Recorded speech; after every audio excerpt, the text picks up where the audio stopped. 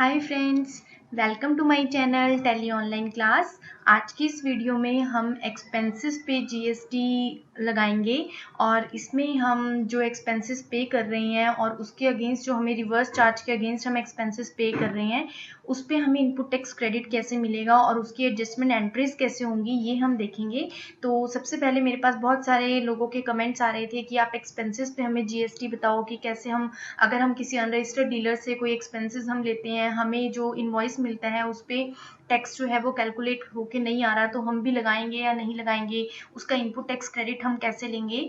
तो ये इस वीडियो में मैंने इसीलिए बनाई है ताकि आपको ये सब चीज़ें समझ आ जाएं।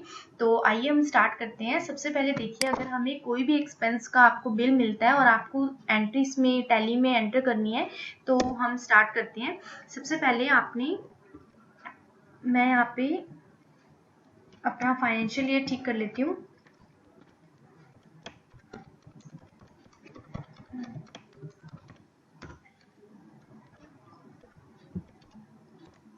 यहाँ पे मान लीजिए मैंने एक अनरजिस्टर्ड डीलर से परचेज किया है। यहाँ पे आज की वीडियो में मैं आपको अनरजिस्टर्ड डीलर से जो हमारी रिवर्स चार्ज जो हमारी टैक्स लायबिलिटी बनती है वो मैं आपको एंट्रीज करना और उसकी एडजस्टमेंट करना बताऊंगी। हम कैसे अपनी टैक्स लायबिलिटी को अपनी बैलेंस शीट में शो करवा सकते हैं, इनपुट टैक्स क्रेडिट को अपने एसेट में शो करवा सकते हैं।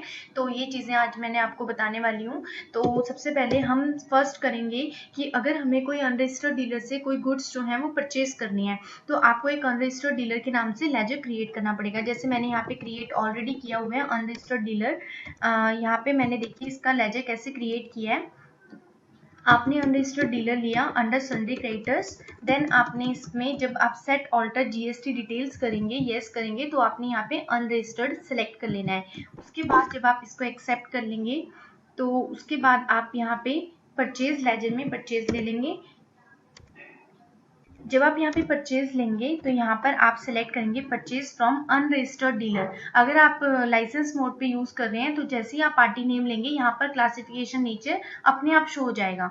तो अभी मैं यहाँ पे purchase from unregistered dealer taxable है जो वो मैं यहाँ पे ले लेती हूँ। नेम ऑफ आइटम में मैंने यहाँ पे कोई भी आइटम क्रिएट कर लेती हूँ जिसपे जो टैक्सेबल है।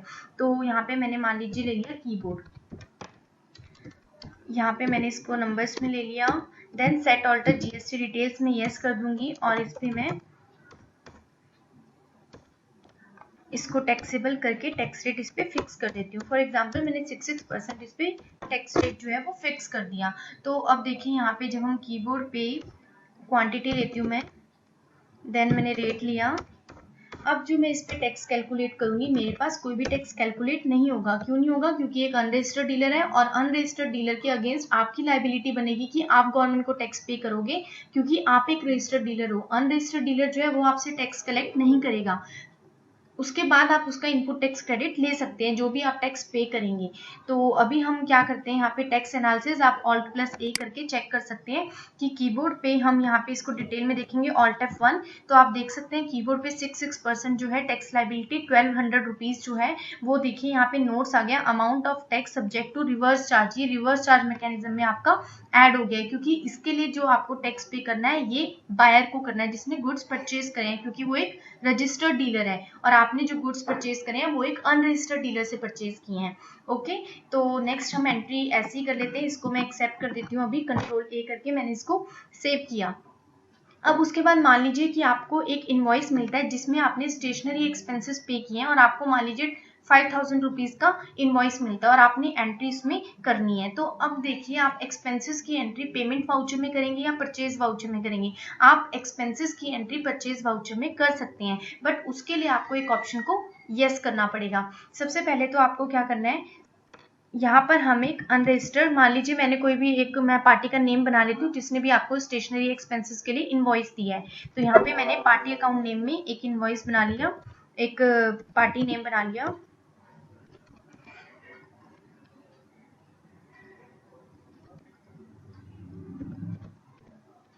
स्टेशनरी कंपनी के नाम से। देन मैंने इसको यहाँ पे अनरजिस्टर्ड ले लिया। यहाँ पे आप अनरजिस्टर्ड सेलेक्ट कर लेंगे। अब आपने क्या करना है, यहाँ पे देखिए परचेज लेजर में परचेज आ रहा है बट आपने अभी इसको परचेज लेजर में यूज नहीं करना क्योंकि हमें एक्सपेंसेस लेने हैं, हमें आइटम्स नहीं लेनी इसमें। तो आप सबसे पहले इसी स्क्रीन पे क्या करेंगे, F12 प्रेस करेंगे। यहाँ पे आप F12 प्रेस करेंगे और उसके बाद आपके पास यहाँ पे ऑप्शन शो हो जाएंगे। F12 करने के बाद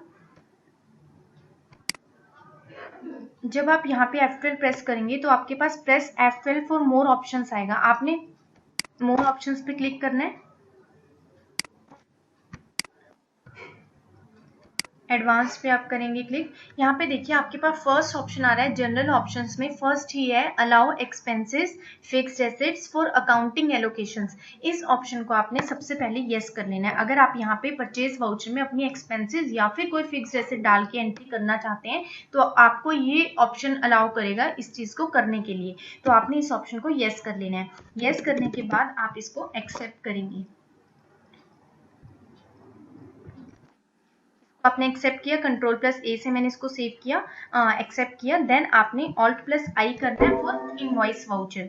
इनवॉइस वाउचर जो हो गया ये नॉर्मल हमारा अकाउंटिंग इनवॉइस में आ गया है। नॉर्मल इनवॉइस फॉर्मेट नहीं है क्योंकि हमें आइटम नहीं चाहिए, तो ये अकाउंटिंग इनवॉइस में मैंने ले लिया। अब पर्टिकुलर्स में मैं क्या बनाऊंगी, स्टेशनरी एक्सपेंसेस है मेरे, तो मैं यहाँ पे पर्टिकुलर्स में एक लेजर क्रिएट करूंगी जो मैं यहाँ पे बनाऊंगी स्टेशनरी एक्सपेंसेस के नेम से। स्टेशनरी एक्सपेंसेस आपने लेना है यहाँ पे। देन आपने यहाँ पे इसको इनडायरेक्ट एक्सपेंसेस हम ले लेंगे। उसके बाद यहाँ पे आपने इस GST applicable set alter GST details yes यहाँ पे आप ले लेंगे।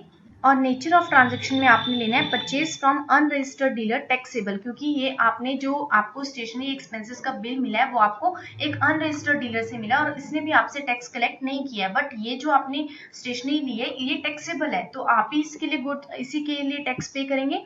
तो आपने यहाँ पे purchase from unregistered dealer taxable ले लेना है। और इंटीग्रेटेड टैक्स में आपने यहाँ पे मान लीजिए जो भी आपका लिया है आपने जो भी एक्सपेंसेस है इस पे 18% टैक्स है, तो मैंने यहाँ पे टैक्स ले लिया। टाइप ऑफ सप्लाई में आप सर्विसेज ले लेंगे और यहाँ पे हमने 5000 अमाउंट ले लिया। अब देखिए अगर मैं यहाँ पे ऑल्ट ए प्रेस करती हूँ और उसके बाद ऑल्ट F1 डिटेल के लिए प्रेस करती हूँ तो देखिए इस पे 99% जो है वो टैक्स कैलकुलेट हो गया और ये भी हमारा amount of tax subject to reverse charge में आ गया। तो इसको भी मैं ऐसे करके एक्सेप्ट कर लेती हूँ। ऐसे ही मान लीजिए नेक्स्ट हमारा एक्सपेंस है ट्रांसपोर्टेशन एक्सपेंसेस का। मान लीजिए आपको बिल बन मिला है और आपने उसकी एंट्री भी इसमें करनी है, तो आप मान लीजिए यहाँ पे आपने एक लेजर क्रिएट किया,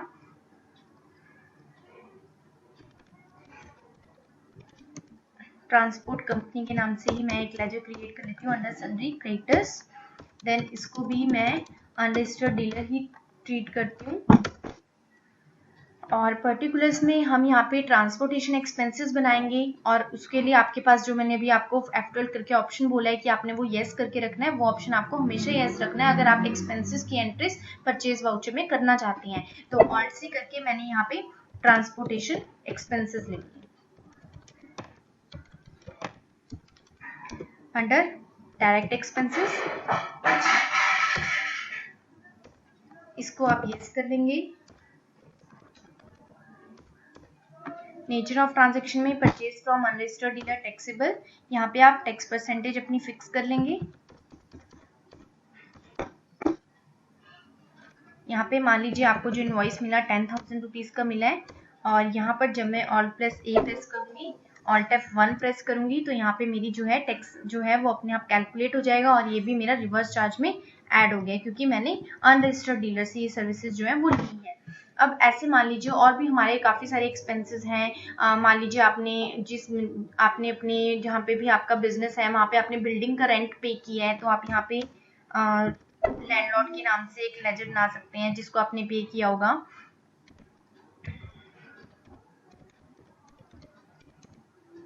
बिल्डिंग ऑनर के नाम से मैं यहाँ पे बना लेती हूँ अंडर सन्ड्री क्रेडिटर्स। इसको भी मैं अनरजिस्टर्ड डीलर ले लेती हूँ और यहाँ पे हम ले लेंगे रेंट हमने पे किया है तो हम यहाँ पे लेजर बनाएंगे बिल्डिंग रेंट पेड। आपने पे किया है तो ये हमारा इनडायरेक्ट एक्सपेंसेस हो गया और यहाँ पे आप इसको यस करके अनरजिस्टर्ड डीलर टैक्सेबल ले लेंगे। देन आपने यहाँ पे टैक्स जो है वो फिक्स कर लेना है और उसके बाद आप इसको एक्सेप्ट करके यहाँ पे अमाउंट ले लेंगे। देन यहाँ पे जब हम ऑल्ट ए करेंगे, ऑल्ट F1 करेंगे तो यहाँ पे हमारे पास जो है टेक्स्ट जो है वो कैलकुलेट होके शो हो जाएगा। देन मैंने इसको एक्सेप्ट कर लिया। अब देखिए जितनी भी मैंने एंट्रीज की हैं ये सभी एंट्रीज मैं आपको यहाँ पे शो करवा देती हूँ डिस्प्ले में। जब हम आएंगे statutory reports GST R2, then यहाँ पर आपके पास मैं यहाँ पे अभी जो एंट्री देख रही हूँ 1/7/2017 की देखनी है मैंने, और ये जो एंट्रीज मेरी आई हैं B2B इनवॉइस में शो होंगी।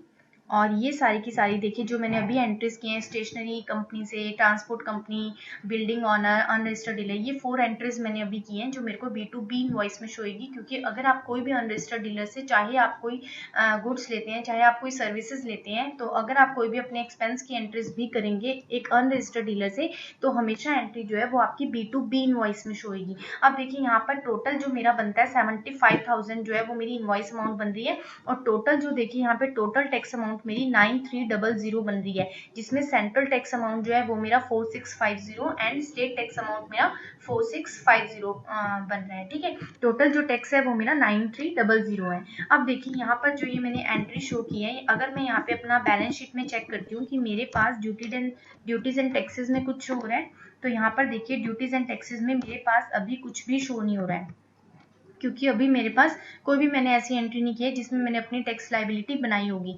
तो अब जो ये मेरे पास रिवर्स चार्ज था, ये मैंने जो एक्सपेंसेस पे टैक्स पे करना है, क्योंकि मैंने एक अनरजिस्टर्ड डीलर से लिए हैं, ये सारी की सारी सर्विसेज और गुड्स मैंने जो हैं वो मैंने एक अनरजिस्टर्ड डीलर से लिए हैं। और अगर मेरे को अब इसकी एंट्री करनी होगी तो एंट्री करने के लिए मैं यहाँ पे एक एडजस्टमेंट एंट्री करूंगी। एडजस्टमेंट एंट्री को आप यहाँ पे डायरेक्टली कर सकते हैं डिस्प्ले में। आप जब स्टैट्यूटरी रिपोर्ट्स GST R2 में आएंगे, देन आप यहाँ पे 1 जुलाई ले लेंगे। जब आप यहाँ पे 1 जुलाई लेंगे, देन आपने यहाँ पे लेके उसके बाद आप यहाँ पे B2B इनवॉइस पे एंटर करेंगे। और मैं यहाँ पे अगर इसमें यहीं पे मेरे को अब क्या करना है 9300 की एंट्री पास करनी है, स्टैट एडजस्टमेंट करनी है। तो यहीं पे आप क्या करेंगे Alt+J प्रेस करेंगे फॉर स्टैट एडजस्टमेंट। तो यहाँ पे हम स्टैट एडजस्टमेंट पे क्लिक करते हैं। देन आपने क्या करना है, सबसे पहले आपने अपनी इनपुट जो आपकी इंक्रीज ऑफ टैक्स लायबिलिटी, आपने अपनी टैक्स लायबिलिटी को इंक्रीज करना है। तो हम यहाँ पे इंक्रीज ऑफ टैक्स लायबिलिटी लेंगे। देन हम यहाँ पे लेंगे परचेज अंडर रिवर्स चार्ज। उसके बाद यहाँ पे हम एक लेजर क्रिएट करेंगे tax on advance, tax on reverse charge. Tax on reverse charge के नाम से ऑलरेडी लेजर क्रिएटेड है, तो यहाँ पर मैंने टैक्स ऑन रिवर्स चार्ज के नाम से लेजर ऑलरेडी बना रखा है। मैं आपको दिखा देती हूँ इसको कैसे बनाया है।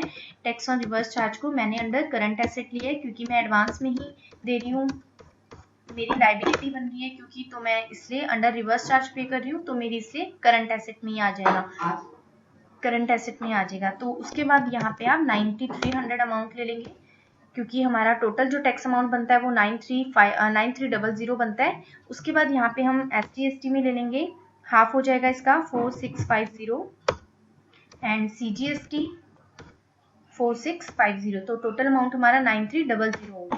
और ये हमने इंक्रीज ऑफ टैक्स लायबिलिटी की एंट्री पास कर दी। अब उसके बाद अब हम अगर अपनी बैलेंस शीट में चेक करते हैं, तो यहाँ पर हमारे पास बैलेंस शीट में Alt F1 आप करेंगे तो ये 9300 अमाउंट मेरा ड्यूटीज एंड टैक्सेस में शो हो गया, क्योंकि ये अब आपकी लायबिलिटी बन गई और आपने एंट्री दिखा दी है। और यहाँ पर देखिए जो आपका टैक्स ऑन रिवर्स चार्ज है वो आपका एसेट साइड भी शो हो रहा है। तो यहाँ पर जब हम गवर्नमेंट को टैक्स पे कर देंगे तो देखते हैं यहाँ पर हमारी लायबिलिटी 9300 जो है वो हट जानी चाहिए। तो हम एक एंट्री करते हैं पेमेंट वाउचर में। जब हम ये 9300 पे कर देंगे गवर्नमेंट को, तो यहाँ पर हम स्टार्ट पेमेंट कर लेंगे। सबसे पहले हमें पेमेंट वाउचर पे आना होगा, देन हम यहाँ पे स्टार्ट पेमेंट करेंगे। आप यहाँ पे GST ले लेंगे और यहाँ पे हम जो एंट्री करते हैं, मान लीजिए आपने ये 31 जुलाई को किया है, स्टार्ट पेमेंट हम कर रहे हैं। आप यहाँ पे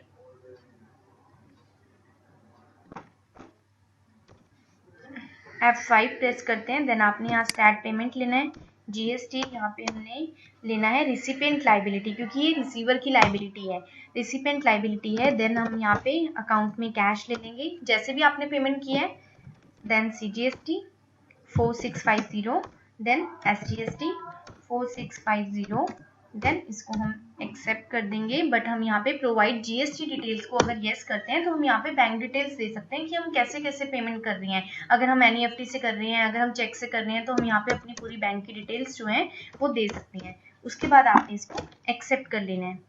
अब देखिए, अगर हम अब चेक करते हैं अपने पास बैलेंस शीट में, देन हम यहाँ पे ड्यूटीज एंड टैक्सेस जो है वो मेरा हट चुका है। और यहाँ पे मेरा टैक्स ऑन रिवर्स चार्ज जो है मैंने करंट एसेट में लिया था क्योंकि मैंने एडवांस में दे दिया था, बट अब इसके लिए मेरे को इनपुट टैक्स क्रेडिट भी लेना है क्योंकि मैंने गवर्नमेंट को टैक्स दे दिया है, तो अब मैं इसका क्रेडिट ले सकती हूँ।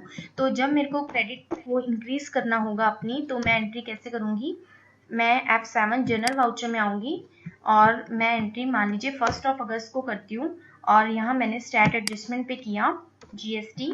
अब मैं यहाँ पे पहले मैंने क्या किया था, इंक्रीज ऑफ टैक्स लाइबिलिटी लिया था क्योंकि मेरे को लाइबिलिटी को इंक्रीज करना था। अब मैंने अपनी इनपुट टैक्स क्रेडिट को इंक्रीज करना है क्योंकि मैंने गवर्नमेंट को टैक्स दे दिया है, देन मेरे को अब इनपुट टैक्स क्रेडिट मिल जाएगा। तो मैं यहाँ पे increase of input tax credit ले लूंगी। देन यहाँ पे आप ले लेंगे परचेज अंडर रिवर्स चार्ज। उसके बाद यहाँ पे हम रिवर्सल डाल देंगे एंट्री का, जो हमने यहाँ पे सीजीएसटी लिया था वो आपका आ जाएगा 4650। देन आप यहाँ पे डेबिट कर देंगे एसजीएसटी को भी और वो भी आपका आ जाएगा 4650। देन यहाँ पे क्रेडिट हम टैक्स ऑन रिवर्स चार्ज कर देंगे और यहाँ पे देखिए करंट बैलेंस जो है टैक्स ऑन रिवर्स चार्ज का वो भी मेरा 0 हो जाएगा और मैं इसकी ऐसे इनपुट टैक्स क्रेडिट इंक्रीज कर लूंगी। और जब मैं यहाँ पे अब चेक करती हूँ बैलेंस शीट को अपनी, तो यहाँ पे ड्यूटीज एंड टैक्सेस जो है ये मेरा -9300 आ गया क्योंकि मतलब ये मेरा रिफंडेबल हो जाएगा। तो उसके बाद यहाँ पे अगर हम प्रॉफिट एंड लॉस अपना चेक करते हैं, तो प्रॉफिट एंड लॉस में आपने जितने भी एक्सपेंसेस लिए हैं, जो भी हमने ट्रांसपोर्टेशन एक्सपेंसेस हो गए, इनडायरेक्ट एक्सपेंसेस में हमने जो भी एक्सपेंसेस लिए थे, वो सभी एक्सपेंसेस हमारे ऐसे शो हो जाएंगे। तो आप ऐसे प्रॉफिट एंड लॉस में देख सकते हैं, बैलेंस शीट में देख सकते हैं अपनी टैक्स लाइबिलिटी इंक्रीज होने के बाद या आपने इनपुट टैक्स क्रेडिट एंट्री करने के बाद आप यहाँ पे ऐसे बैलेंस शीट और प्रॉफिट एंड लॉस में अपनी एंट्रीज को चेक कर सकते हैं। एक्सपेंसेस से रिलेटेड, अनरजिस्टर्ड डीलर से रिलेटेड अगर आप कोई एक्सपेंस करते हैं या आपको टैक्स में कोई दिक्कत है तो आप मुझसे पूछ सकते हैं कमेंट्स में। मैं पूरी कोशिश करूंगी कि आपके कमेंट्स का आंसर कर पाऊँ। Thank you so much for watching my video.